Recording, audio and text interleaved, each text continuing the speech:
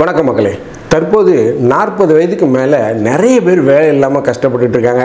நிறைய கார்ப்பரேட் நிறுவனங்கள், முன்னணி நிறுவனங்கள், அதுவும் குறிப்பாக ஐடி துறையில் வந்து பார்த்திங்கன்னா இந்த 40 வயதுக்கு மேற்பட்டவர்கள்லாம் கட்டம் கட்டி வேலையை விட்டு அனுப்புகிறாங்க. ஏன் அப்படின்னு பார்த்தீங்கன்னா, உங்கள்கிட்ட அவுட்புட் இருக்காது, உங்கள்கிட்ட ரிசல்ட் இருக்காது, நீங்கள் வந்து வயசாகிருச்சு, உங்களால் கம்பெனியோடைய எக்ஸ்பெக்டேஷனை ஃபுல்ஃபில் பண்ண முடியாது, ஸோ நீங்கள் வேலைக்கு லாயக்கில்லை, நீங்கள் வீட்டுக்கு போங்க, நாங்கள் வேறு ஆளை எடுத்துக்கிறோம் அப்படிங்கிறதுனால கடுமையான நெருக்கடிகளை கொடுக்குறாங்க. அவங்களால அந்த டைம் லைனை குறைக்கிறாங்க, சம்பளத்தை குறைக்கிறாங்க, இல்லை உங்களுக்கு இன்க்ரிமெண்ட் கிடையாது அப்படிங்கிற மாதிரிலாம் சொல்கிறாங்க. ஸோ இப்படிப்பட்ட ஒரு நெருக்கடியான சூழல் வந்து கார்ப்பரேட் செக்டாரில் இருந்துக்கிட்டு இருக்கு.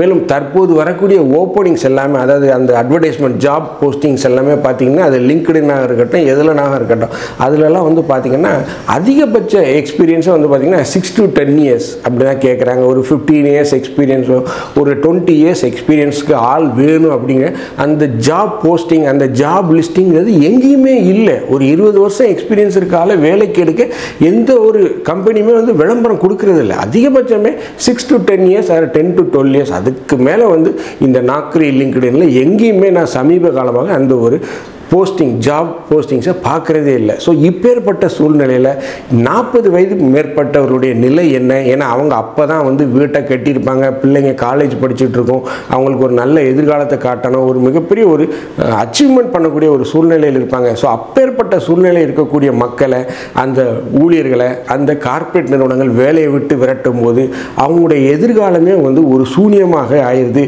ஸோ இதை வந்து மத்திய மாநில அரசுகள் வேடிக்கை பார்த்து கொண்டிருப்பது ஒரு மிகப்பெரிய வருத்தமளிக்கக்கூடிய விஷயமாக இருக்குது.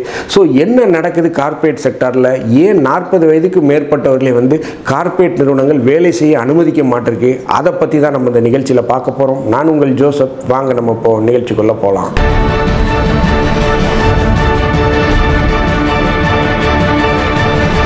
நல்லா படிப்பா, நல்லா படித்தா உனக்கு நல்ல வேலை கிடைக்கும். நிரந்தரமான வேலை கிடைக்குமா அப்படின்னு பார்த்தீங்கன்னா, இப்போதைய சூழ்நிலையில் நிரந்தரமான வேலை அப்படிங்கிறது எங்கேயுமே கிடையாது. எக்ஸப்ட் கவர்மெண்ட் செக்டாரை தவிர தனியார் துறையில் நிரந்தரமான வேலை அப்படிங்கிறது எங்கேயுமே கிடையாது. உதாரணத்துக்கு நீங்கள் கூட சோஷியல் மீடியாவில் பார்த்துருவீங்க, டிசிஎஸில் 30 வருடம் வேலை செய்த ஒரு நபரை 20 நிமிஷத்தில் அந்த ஹெச்ஆர், நீ ரெசிக்னேஷனை போடுறியா இல்லை நான் உன்னை டெர்மினேட் பண்ணட்டா அப்படின்னு சொல்லி வாலண்டியராக அவரை கூப்பிட்டு மிரட்டி அவர் கண்ணீரும் கம்பளையோட தன்னுடைய ரெசிக்னேஷனை கொடுத்துட்டு வெளியே வந்தார். மேலும் பூனாவில் வந்து பார்த்திங்கன்னா ஒருத்தரை கூப்பிட்டு ரெசிக்னேஷன் பண்ண சொல்கிறாங்க, அவர் ரெசிக்னேஷன் பண்ண மாட்டேக்காரு, அவரை ஹெச்ஆர் வந்து அடிக்கிறாங்க. ஸோ இந்த மாதிரியான ஒரு மோசமான சூழ்நிலைகள் வந்து நம்ம இந்தியாவில் நடந்துகிட்டு இருக்கு. அதுவும் குறிப்பாக ஐடி செக்டாரில் இந்த ஊழியர்கள் வந்து வலுக்கட்டாயமாக வெளியேற்றப்பட்டு கொண்டிருக்காங்க. டிசிஎஸ் என்ன சொன்னாங்க, நாங்கள் 12,000 பேரை தான் வேலையை விட்டு அனுப்ப போகிறோன்னு சொன்னாங்க. ஆனால் கிட்டத்தட்ட பார்த்தீங்கன்னா 30,000க்கு மேற்பட்டவர்கள் அவங்க வந்து வேலையை விட்டு அனுப்பிச்சிக்கிட்டு இருக்காங்க. ஸோ இப்படி தொடர்ச்சியாக இந்த வேலை இழப்புகள், வரி நீக்கங்கிறது அதிகரிச்சுக்கிட்டு இருக்கு. அக்சென்ச்சருடைய சிஇஓ என்ன சொல்லியிருக்காருன்னா, ஏஐக்கு நீங்கள் தயாராக இல்லை என்றால் வேலையை விட்டு செல்ல ரெடியாக இருந்து கொள்ளுங்கள், ஏஐயை பழக்கப்படுத்தி கொள்ளுங்கள், ஏஐயை உபயோகப்படுத்த கற்றுக்கொள்ளுங்கள், அப்போ தான் நீங்கள் வேலை செய்ய முடியும் அப்படின்னு சொல்லி அக்சென்ச்சர் நிறுவனத்துடைய சிஇஓ சொல்லிட்டு இருக்கார். ஸோ இப்படி தொடர்ச்சியாக பிரச்சனைகள் வந்துட்டு இருக்கு. அதுவும் குறிப்பாக 40 வயதுக்கு மேற்பட்டவர்களை இந்த ஐடி நிறுவனங்கள் எல்லா செக்டார்லையும், இந்த ஐடியோட மேனுஃபேக்சரிங் செக்டார்ஸ் எல்லா இடத்துலையுமே பார்த்தீங்கன்னா இந்த 40 வயதுக்கு மேற்பட்டவர்களை வேலையை விட்டு அனுப்புறதுல மிகப்பெரிய குறியாக இருக்காங்க. ஸோ 40 வயசுக்கு மேலே ஒருத்தங்களை வேலையை விட்டு அனுப்புறீங்கன்னா அவங்க என்ன செய்வாங்க? அவங்கள அடுத்து ஏதாவது அவங்க இன்டர்வியூக்கு போக முடியுமா? என்ன செய்ய முடியும்? முதல் கேள்வி கேட்பாங்க, ஏன் அந்த கம்பெனியை விட்டு வந்த, எதுக்கு அந்த கம்பெனியை விட்டு வேலைக்கு வந்தீங்க அப்படின்னு தான் கேட்பாங்க. ஸோ இதெல்லாம் வந்து அவங்க வாழ்க்கையில் ஒரு மிகப்பெரிய சிக்கல்களை ஏற்படுத்தும். இதுக்கு வந்து அரசாங்கம் தான் ஒரு தீர்வு காணணும். ஆனால் அரசாங்கம் தீர்வு காணுதா அப்படின்னு பார்த்தீங்கன்னா, அரசாங்கம் வேடிக்கை தான் பார்க்குது. ஏன் அதுக்கு காரணம் அப்படின்னா, இந்த பிரச்சனைகளுக்கு மிக முக்கிய காரணமே மத்திய மாநில அரசுகள் தான். அதை நான் குறிப்பாக சொல்கிறேன். அதுவும் குறிப்பாக இந்த மாநில அரசுகளுடைய சமீபத்திய போக்கு. அதாவது பார்த்தீங்கன்னா, மாநில அரசுகள் வந்து நாங்கள் மத்திய அரசை விட சிறப்பாக செயல்படுறோம், மத்திய அரசுக்கு இணையாக செயல்படுறோம் அப்படின்லாம் நீங்கள் காட்டிக்க முயற்சிக்கிறீங்க. அதெல்லாம் நல்ல விஷயம்தான். இந்தியா வந்து ஒரு பல்வேறு மாநிலங்களுடைய ஒரு கூட்டமைப்பு தான், ஒரு கூட்டமைப்பு, பல்வேறு மாநிலங்கள் இணைந்தது தான் இந்தியா என்றது. பட் இந்தியாவுடைய முகமாக இருப்பவர் பிரதமர் தான், பிரதமருக்கு கீழ் தான் முதல்வர்.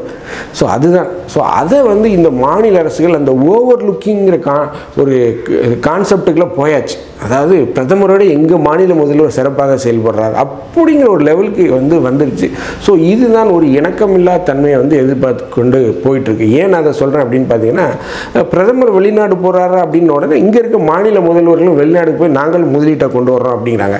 அதாவது ஒரு முதலீடு ஒரு மாநிலத்துக்கு எப்போ வரணும்னா, நம்ம மாநிலத்தில் இருக்கக்கூடிய அந்த வளங்களை பார்த்து, மனித வளத்தை பார்த்து, இங்கே படிச்சிருக்காங்க, நல்லா படிச்சிருக்காங்க, நல்ல திறனோடு இருக்காங்க, நல்ல எஃபிஷியண்ட்டாக இருக்காங்க, நல்ல கம்ப்யூட்டர் லிட்ரஸி இருக்குது, நல்ல இவங்களுக்கு பொது அறிவு இருக்குது, அதெல்லாம் பார்த்து தான் அந்த நிறுவனங்கள் நம்ம மாநிலத்துக்கு படையெடுக்கணும். அவங்க தான் வரணும், தேடி முதலமைச்சர் அவங்க தேடி வரணும். நாங்கள் எங்கள் கம்பெனி ஓப்பன் பண்ணுறோம், எங்களுக்கு இடம் கொடுங்க, எங்களுக்கு தண்ணி கொடுங்க, எங்களுக்கு கரண்ட்டு கொடுங்க அப்படின்னு அந்த நிறுவனத்துடைய சிஇஓக்கள் நம்முடைய செக்ரட்டேரியட்டில் வாசலில் நிற்கணும். அதுதான் சரியான வளர்ச்சி. பட் மாறா இங்கே என்ன நடக்கு, நம்ம முதலமைச்சர் பெட்டியை தூக்கிட்டு போகிறார், 4-5 படை பரிவாரங்களெல்லாம் கூட்டிக்கிட்டு அவர் சிங்கப்பூர் போகிறேன், ஆஸ்திரேலியா போகிறேன், ரஷ்யா போகிறேன், அமெரிக்கா போகிறேன்ட்டு அங்கே உள்ள நிறுவனங்கள் அந்த கம்பெனி கான்ஃபரன்ஸ் ஹாலில் ஒரு மீட்டிங்கை போட்டுக்கிட்டு அதை ஃபோட்டோ எடுத்து இங்கே ஃபேஸ்புக்கில் போட்டுக்கிட்டு இருக்காங்க. ஸோ இது ஒரு மோசமான விஷயம். அப்படி போனாலும் சில இதை கன்வர்ஷன் பண்ணுறாங்க, சில நிறுவனங்கள் வருது. அந்த நிறுவனங்கள்லாம் பார்த்தீங்கன்னா ஏற்கனவே இங்கே இருக்கக்கூடிய நிறுவனங்கள் தான். அவங்க ஒரு எக்ஸ்டென்ஷன் போகிறாங்க, ஒரு பிரான்ச் எக்ஸ்டென்ஷன் போகிறாங்க, இல்லை இன்னொரு இதை பண்ணுறாங்க. ஸோ இப்படி தான் போயிட்டுருக்கே தவிர அந்த நிறுவனங்கள் அவங்களாகவே நம்ம வளங்களை பார்த்து இங்கே வரணும், அது நடக்கலை. ஸோ இது ஒரு தவறான அணுகுமுறை அப்படின்னு நான் சொல்ல வரேன். ஏன் அப்படின்னு பார்த்தீங்கன்னா, நம்ம முதல்வரோ நம்முடைய தொழில்துறை அமைச்சரோ அந்த நிறுவனத்துடைய தலைமை செயல் அதிகாரியை சிஇஓயை போய் அணுகும்போது அவங்க என்ன சொல்லுவாங்க, சரி நீங்கள் இவ்வளோ தூரம் கேட்குறீங்க, நான் உங்கள் ஊரில் திறக்கிறேன், பட் ஆனால் முதல் விஷயம் எனக்கு கரண்ட்டு ஃப்ரீயாக கொடுக்கணும், மானியத்தில் கொடுக்கணும், தண்ணி எத்தனாயிரம் லிட்டர்னாலும் ஒரு நாளைக்கு எடுத்துக்குவேன், இடத்த எனக்கு நீ இவ்வளோ குறைஞ்ச விலை சதுரடி ₹1 கொடுக்கணும்னு கேட்பான். ஸோ இவ்வளோ இதுவும் கேட்டுட்டு கடைசியாக இன்னொரு கண்டிஷன் வைப்பான்னா, அதாவது எம்ப்ளாயீஸ் யூனியன் வைக்க விட மாட்டேன், அதாவது நாங்கள் எங்கள் ஃபேக்ட்ரியில் தொழிலாளர் சங்கத்துக்கு அனுமதி கிடையாது, யாரை வேணாலும் வேலைக்கு எடுப்போம், யாரை வேணாலும் வேலையை விட்டு அனுப்போம், அதை அரசாங்கம் கேள்வி கேட்கக்கூடாது, இப்படிலாம் அந்த எம்ஓயூவில் இருக்கும், கண்டிப்பாக இருக்கும். ஸோ இதெல்லாம் அவங்க சொல்லும்போது நம்ம அரசு என்ன செய்ய, அரசியல் பண்ணணும் அப்படிங்கிற காரணத்துக்காக கையெழுத்து போட்டு வந்துடுறாங்க. இதுதான் நடக்குது. ஸோ இதன் அடிப்படையில் தான் இங்கே தமிழகத்திலேயோ அல்லது பிற மாநிலங்களிலேயோ வரக்கூடிய இந்த தொழிற்சாலைகள், பன்னாட்டு தொழிற்சாலைகள், இந்த ஐடி நிறுவனங்கள் நம்ம தொழிலாளர்களை மதிக்காமல், நம்ம மாநில சட்டங்களை மதிக்காமல், நம்ம இந்திய அரசுடைய சட்டங்களை மதிக்காமல் எடுத்தோம் கவிழ்த்தோன்ட்டு தொழிலாளர்களை வேலைக்கு எடுத்து வீட்டுக்கு அனுப்புகிறாங்க. அதுவும் குறிப்பாக 40 பேருக்கு மேற்பட்டவர்களை நீங்கள் வேலையை விட்டு அனுப்பும்போது அவங்க என்ன செய்வாங்க, அவங்க அப்போ தான் ஒரு வீடு வாங்கி லோன் கட்டிக்கிட்டு இருப்பாங்க, ஒரு கார் லோன் இருக்கும், பிள்ளைகள் படித்து கொண்டு இருப்பாங்க, மேற்படிப்பு போகக்கூடிய நிலையில் இருப்பாங்க, காலேஜ் இன்ஜினியரிங் மெடிக்கல் படிச்சுட்டு இருப்பாங்க. அந்த மாதிரி சூழ்நிலை இருக்கும்போது நீங்கள் அவங்கள வேலையை விட்டு தூக்குனா அவங்க என்ன ஆவாங்க? இதெல்லாம் ஒரு மோசமான ஒரு விஷயம். அதுவும் குறிப்பாக இந்த 20 வருடம் 15 வருடம் எக்ஸ்பீரியன்ஸ் இருக்க ஆட்களுக்கெல்லாம் எந்த வேலையுமே கிடைப்பதில்லை. மிகப்பெரிய நிறுவனங்கள்லேருந்து வேலையை விட்டு தூக்கினதுக்கப்புறம் முதல் வேலை வேறு கம்பெனிக்கு இன்டர்வியூ பண்ணால் இவ்வளோ பெரிய கம்பெனியை விட்டுட்டு ஏன் இங்கே வர்றீங்க அப்படின்னு தான் முதல் கேள்வி கேட்குறாங்க. ஸோ இதுவே பார்த்திங்கன்னா அவங்க அதிலே நிறைய ஃப்ரஸ்ட்ரேட்டட் ஆகிடுறாங்க. ஸோ அவங்களுக்கு அதுக்கப்புறம் வேலையும் கிடைக்க மாட்டேங்குது. ஏன்னா 46 வயசு 45 வயதுக்குள்ளவங்கள வேலைக்கு எடுக்கும்போது அவங்களுக்கு இந்த ஆளை வேலைக்கு எடுக்கணுமா, இவர் எப்படி வேலை செய்வார் அப்படிங்கிற ஒரு எண்ணங்கள்லாம் வருது. ஸோ இதெல்லாம் வர்றதுக்கு காரணம் என்ன அப்படின்னு பார்த்தீங்கன்னா இந்த கார்ப்பரேட் நிறுவனங்கள். ஸோ இந்த கார்ப்பரேட் நிறுவனங்களுக்கு அரசாங்கம் ஒரு கடிவாளம் போடணும். அதை இந்த அரசுகள் செய்ய மறுக்குது. அதனால் வேடிக்கை பார்க்குது அப்படின்னு தான் நான் சொல்லுவேன். ஏனென்றால் அரசாங்கத்திட்டையும் பணம் இல்லை. இப்போ மாநில அரசாங்கங்கள்ட்டெல்லாம் எந்த அரசாங்கத்திட்டையும் பெரிய அளவு பணம் இல்லை. ஒன்றிய அரசை சார்ந்து தான் அவங்க செயல்பட்டுக்கிட்டு இருக்காங்க, மத்திய அரசை சார்ந்து தான் அவங்க செயல்பட்டுக்கிட்டு இருக்காங்க.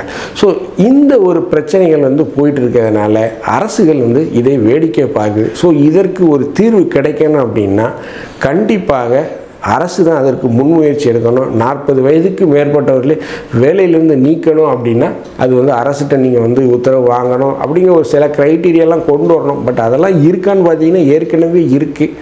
பட் ஆனால் நடைமுறைப்படுத்தப்படுவதில்லை. உதாரணத்துக்கு இப்போ ஐடியில் டிசிஎஸ் 12,000 பேரை தூக்குறேன் அப்படின்ட்டு இருக்கான். 100க்கு மேற்பட்ட ஒரு எம்ப்ளாயியை ஒரு நிறுவனம் தூக்குதுன்னா அது மாநில அரசிட்ட அனுமதி வாங்கணும், தொழிலாளர் நலத்துறை அமைச்சர் அந்த துறையிட்ட அனுமதி வாங்கணும்.